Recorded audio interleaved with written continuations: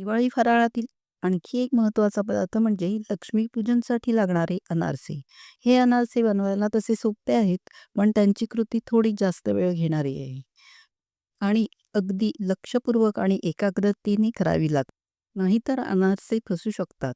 यात गुळाचे प्रमाण थोडे जरी जास्त झाले तरी अनारसे तेलात विरघळतात. म्हणून इथे स्टेप बाय स्टेप रेसिपी सांगितली आहे. नमस्कार, मी वर्षा. अवियन्स किचनमध्ये तुमचे स्वागत आहे. चला तर वळूयात कृतीकडे. सर्वात आधी आता आपण यासाठी 2 वाट्या जुने कोलम तांदूळ घेतले आहेत. हे अशा प्रकारे 4 ते 5 वेळा स्वच्छ चोळत धुवून घ्यायचे. आता यात भरपूर पाणी घालून आपण हे 3 दिवस 3 रात्री भिजत ठेवणार आहोत.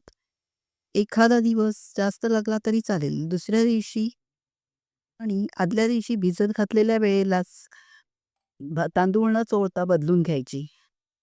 आता हात फिरून पाणी ओतून टाकायचे आणि दुसरे पाणी घालून परत झाकून ठेवायचे. चौथ्या दिवशी नुसता हलका हात फिरवून पाणी ओतून टाकून 2 ते 3 वेळा हे हलक्या हाताने तांदूळ धुवून घ्यायचे, म्हणजे त्यांचा आंबूस वास निघून जाईल. आता एका पातेल्यावर साळण ठेवून आपण ही धुतलेले तांदूळ त्यात 15 मिनिटं 15 मिनिटांसाठी निथळून घ्यायचे. म्हणजे मग पाणी खाली पातेल्यात जमा होईल. आता हे निथळलेले तांदूळ अ, एका कॉटनच्या कपड्यावर वाळत घालणार आहोत. हे बघा, हे अशा प्रकारे पसरवून या कपड्यावर आपण अर्ध्या तासासाठी हे तांदूळ पंख्याखाली वाळवून घेणार आहोत. अर्ध्या तासानंतर हे तांदूळ चेक करायचे आहेत. आपल्याला हे तांदूळ वरचे पाणी सुकेल इतकेच वळवायचे आहेत. आतून दमटपणा तसाच ठेवायचा आहे. आता हे अशा प्रकारे चेक करूयात. तळहात अशा प्रकारे तांदळांवर दाबून बघायचा.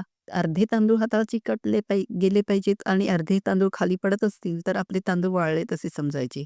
आता हे एका मिक्सरच्या भांड्यात थोडे-थोडे घेऊन आपल्याला अगदी बारीक वाटून घ्यायचे आहेत आणि मग मैद्याच्या चाळणीत घेऊन हे व्यवस्थित चाळून घ्यायचे.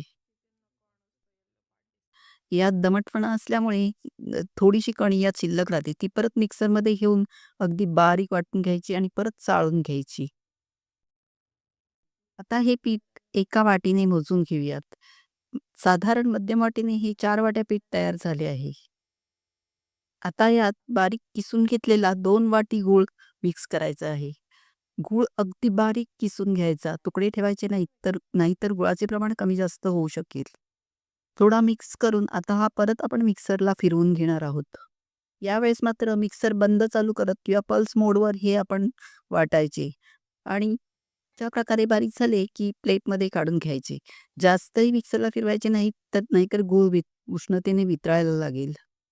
आता सगळे मिश्रण फिरवून झाल्यावर एकत्र करून व्यवस्थित मिक्स करून 2 गोळे तयार करून घेतले. या पिठात गुळाचे प्रमाण अगदी योग्य तेच वापरावे लागते. तर अनारसे तेलात वितळतात. आता हे पीठ आपल्याला एका डब्यात भरून 4 ते 5 दिवसांसाठी झाकून ठेवायचे आहे. 4 ते 5 दिवसानंतर आता हे आपले अनारसांचे पीठ तयार आहे. आता यातला एक गोळा ताटात काढून घेऊन परत व्यवस्थित मळून घेणार आहे. पीठ मोकळे करून मी यात अर्धा चमचा घट्ट तूप घेतले आहे. सैलसर तूप असेल तर 1च चमचा घेऊ शकता. पण त्यापेक्षा जास्त तूप घ्यायचे नाही, नाहीतर पीठ सैल होईल. आता हे पीठ थोडं मळून त्याचा गोळा तयार करून घेतला. हाताच्या उष्णतेनेही हे पीठ सैल होते. आता या पिठाचे छोटे-छोटे सारख्या आकाराचे गोळे तयार करून घेतले. म्हणजे अनारसे वळायला सोपे जाईल. यातला एक गोळा हातावर घेऊन थोडा चपटा करून घेतला आणि मग प्लेटमध्ये खसखस पसरवून तो त्यावर ठेवला. हे बघा, अशा पद्धतीने बोटांच्या मदतीने गोल फिरवत अनारसा वळून घेतला. अशा प्रकारे थोडे अनारसे तुम्ही खसखशीवरच वळून ठेवू शकता आणि मग तळायला घ्यायचे. बघा, अशा प्रकारे मध्यम जाडीचा अनारसा आपण बनवणार आहोत. आता इकडे कढईत योग्य प्रमाणात तेल गरम करून घेतले आहे आणि मग गॅस मंद करून यात आपण खसखशीची बाजू वर ठेवून अनारसा सोडणार आहोत.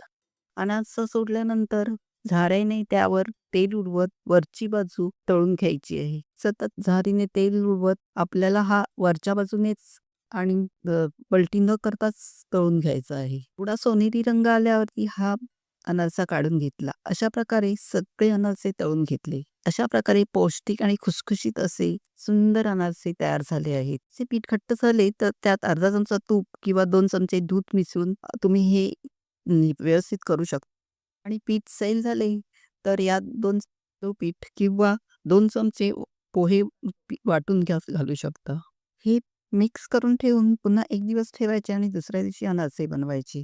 रेसिपी आवडली तर या प्लेलिस्टवर क्लिक करून चॅनलला नक्की लाईक आणि सबस्क्राईब करून कमेंट करा.